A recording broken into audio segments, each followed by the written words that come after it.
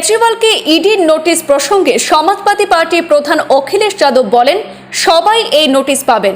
দেশের 140 কোটি মানুষকে কি জেলে ভরবেন? প্রশ্ন ছুড়ে দিয়ে ক্ষমতাসীন শিবিরকে আক্রমণ করেন Akhilesh Yadav. Mobile phone hacking ইস্যুতেও সরকার পক্ষের বিরুদ্ধে গুপ্তচর বৃত্তির অভিযোগ তুলে বলেন, গণতান্ত্রিক ব্যবস্থাপনা দেশে মুখ থুবড়ে পড়েছে। ইডি সিবিআইকে দিয়ে বিরোধীদের দমিয়ে রাখার সব ধরনের প্রয়াস চালিয়ে ভয় কাটছে না বিজেপির। এবার গুপ্তচর বৃত্তি নিয়ে বিরোধীদের যাবতীয় পরিকল্পনা চুরি করে ক্ষমতায় টিকে থাকার প্রক্রিয়া শুরু করেছে নাকি মোদী সরকার। তিনি বলেন, তার ব্যবহৃত মোবাইল ফোন কোম্পানি তাকে মেসেজ করে অ্যালার্ট করে দিয়েছে যে তার ফোন হ্যাকিংয়ের চেষ্টা চলছে।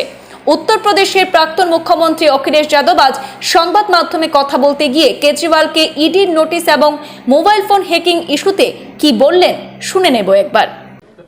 बड़े दुख की बात है कि सुबह सुबह ये जानकारी मिली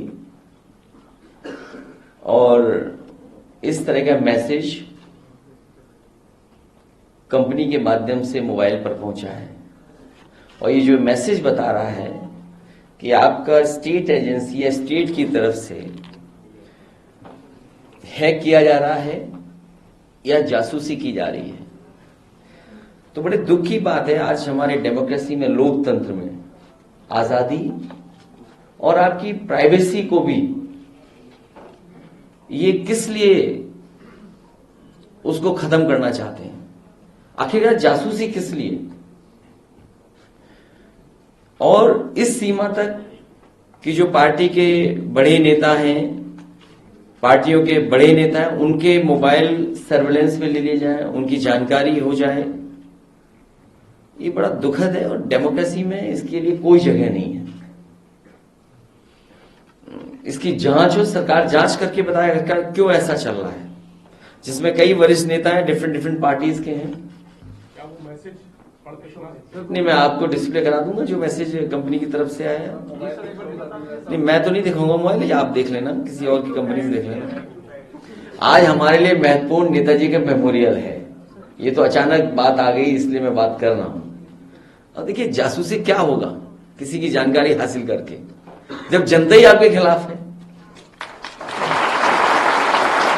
और ये जो पीडीए यात्रा या पदयात्रा हुई, अभिषेक और उनके संगठन के लोगों ने जिस तरीके से पूरा कार्यक्रम चलाया है और पार्टी के संगठन ने साथ दिया है, 5000 किलोमीटर से ज्यादा ये लोग चल चुके हैं, साइकिल से और पैदल।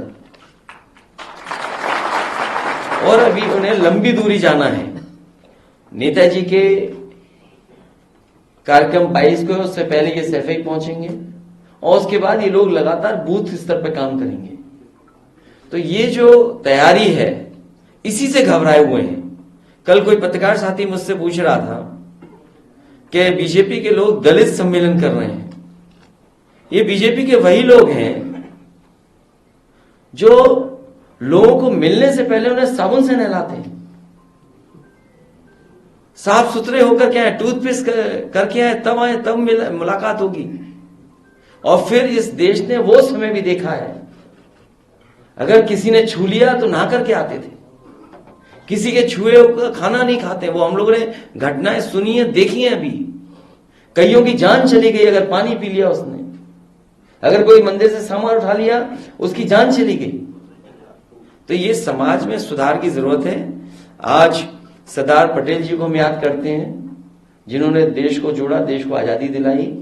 आचार्य नरेंद्र देव जी को याद करते हैं, जिन्होंने हमें समाजवादी सिद्धांत पर आगे बढ़ने का हमेशा प्रेरणा दी, समाजवादी आंदोलन को आगे बढ़ाया। और नेताजी के मेमोरियल के जानकारी आपको दी है, इसलिए कि नेताजी ने हम लोगों को विरासत में बहुत कुछ दिया है। इतने वर्षों उन्होंने संघर्ष कर करके समाजवादी आंदोलन को यहां पहुंचाया है। हमारी और नौजवानों की यही जिम्मेदारी है कि इस आंदोलन को और कैसे आगे लेकर के जाएं, इसको आगे बढ़ाएं। ये मेमोरियल कब तक बनके तैयार हो पाएगा? हमारी कोशिश होगी कि 27 से पहले बनकर के तैयार हो जाए। उनकी माटी नहीं है ये।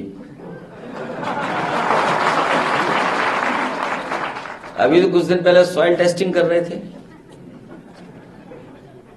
ये वही लोग हैं जिन्होंने किसानों से कहा कि हम सॉइल टेस्टिंग करेंगे, और आय दोगुनी तो हुई नहीं उनकी।